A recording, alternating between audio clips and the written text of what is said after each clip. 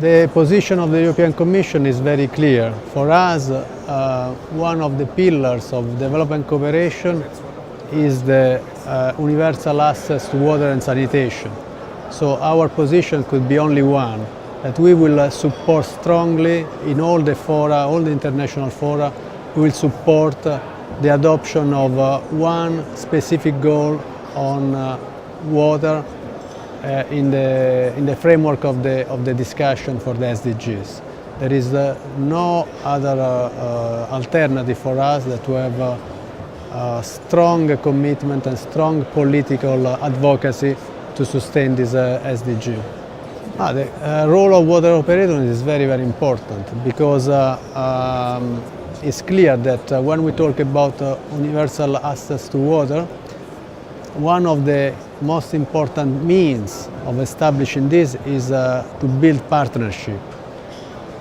And when we talk about building partnership, we are talking about both public partnership and private-public partnership.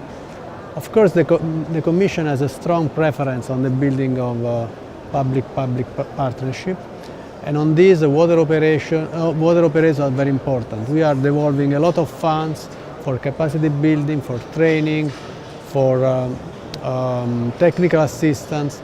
And of course, one of the best means to deliver this support is through support to water operators that can, of course, give themselves support to the local authorities. Yes, there are a few changes that are very important. The first one is in terms of sector of cooperation. Now there is a very strong accent on energy and on sustainable agriculture.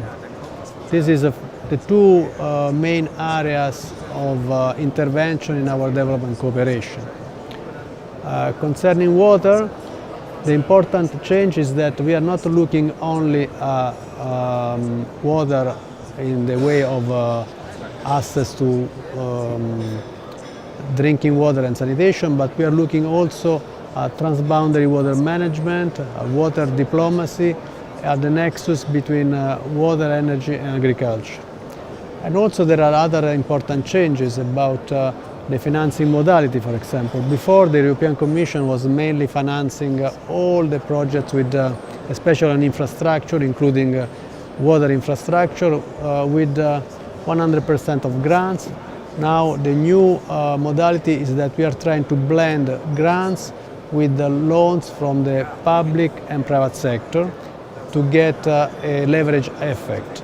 So for each euro that we give with a grant, we leverage on average 14 euros from the public and the private sector. And the last, I would say, main element is the involvement of private sector, which is, of course, now I'm not talking only for water here, but there is a strong demand also from the European citizens to work more with the private sector. This, of course, when we come to the water sector, we have to look at how to bring the private sector in. It's a very sensitive issue, and there we are working a lot on reinforce the regulatory framework. For us, the important is the objective, that is to ensure access to drinking water. And this access has to be affordable and sustainable. Then the means to be achieved has to be seen case by case. We give a preference to public-public partnership, but we don't exclude public-private.